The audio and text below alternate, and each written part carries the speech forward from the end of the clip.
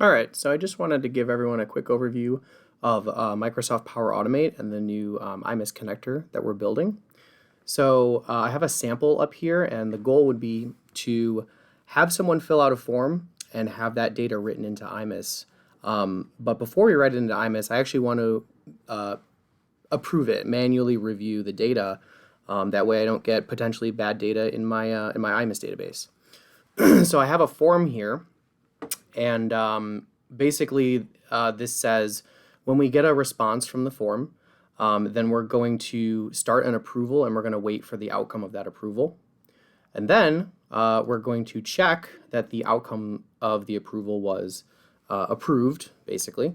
And if you decided to reject the approval, you could do something else like email the person back and let them know. So if we do approve the details of the form, then you can see we have our IMIS connectors here. And so I'm first going to create an organization. And you can see I have the organization name mapped as well as the organization's email address.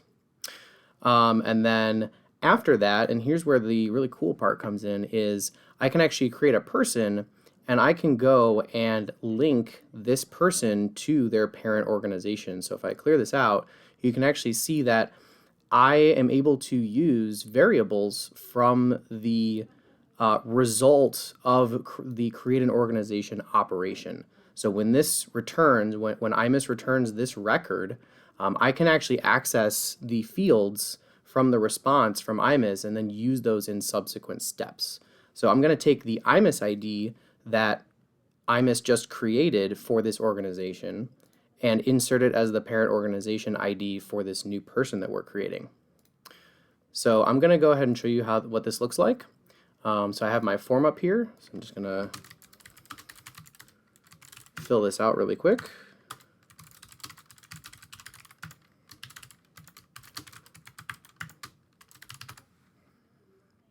I'll just pick a join date and a birthday here. I'll just go back ways. There we go. So when I hit submit, it's going to immediately generate an approval request. So I get those via email, via Microsoft Teams, or I can also access them via a web browser. So we're going to wait for that to come in here.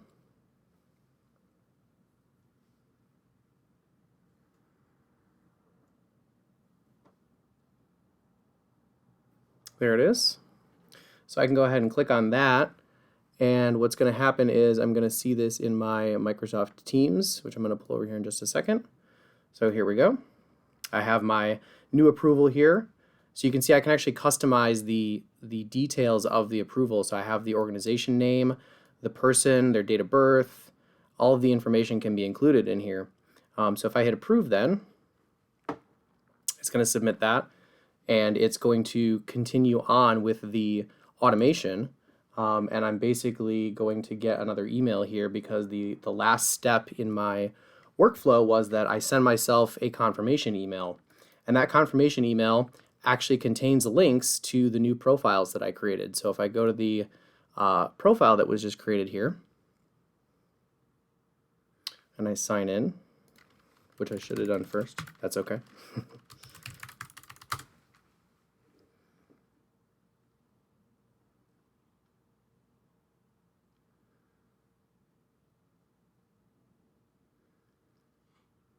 You can see that we have created this person with their appropriate information that we added, as well as if I click here, the parent organization was also linked and created first. So you can see the ID is one less. So we created the organization, and then we created this person and linked them back.